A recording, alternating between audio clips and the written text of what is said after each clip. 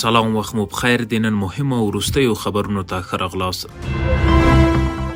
د اوبو او انرژۍ وزارت او یو قراردادي شرکت ترمنځ د جوزجان قوشتېپې او درزاب ولسوالیو د څه باندې 1.886 میلیارد افغانیو په ارزښت د برېښنا رسولو تړون لاسلیک شو. په دې تړاو جوړ شویو مراسمو کې د اوبو او برېښنا وزارت د نوي کېدونکي برېښنا عمومي رئیس عبدالرحمن رحمان وویل چې د دې پروژې په پلي کېدو سره به د جوزجان قوشتېپې او درزاب نږدې ټولې کورنۍ له برېښنا څخه برخمنې شي.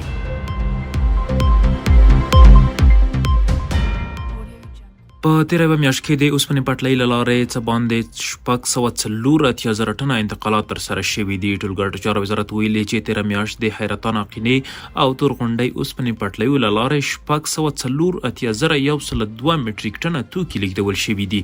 په یادو توکو کې 1581 ټنه توکي صادر شوي چې د دغه وزارت د هرې ورځې په تېرېدو د خپلو چارو د لا پراختیا او ښه والي لپاره هڅه کوي او موخه یې دا ده چې د هیواد سوداګرو ته ټول اړین امکانات برابر کړي او معیاري چوپړتیاوې وړاندې کړي.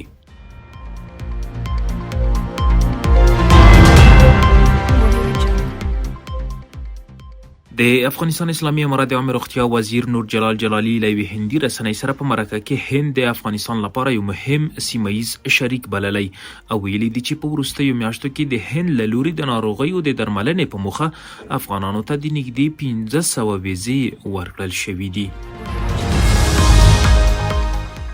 له ایران او پاکستان تازه راستانه شوي یو شمېر افغان کډوال چې په بلخ کې په لنډمهاله پنډغالي کې میشت دي د مناسب سرپناه، خوړو او روغتیایي خدماتونو له نشتوالي شکایت لري.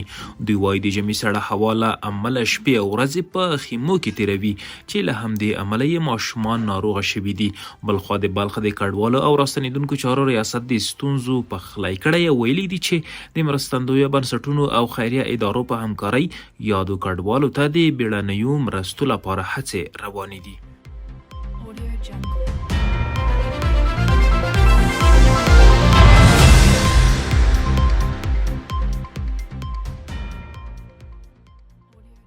او له هیواده بهر د امریکا ولسمشر ډونالډ ټرمپ له بېلابېلو هیوادونو شاوخوا 10 لوړپوړي امریکایي ډیپلوماټان بیرته واشنګټن ته ورغوښتي دي. رویټرز راپور ورکړی چې ټرمپ غواړي ډاډ ترلاسه کړي چې د امریکا سفارتونه د نوموړي د تر هر څه وړاندې امریکا پالیسي ملاتړ کوي او کنه، خو معتقدین یې وایي دا په نړۍ کې د امریکا باور ته زیان رسوي. راپور کې راغلی چې د دغو ډیپلوماټانو سره د امریکا په بهرنیو چارو وزارت کې د نویو دندو ژمنې هم شوي دي. مهم او وروستي خبرونه مو هم دومره وو.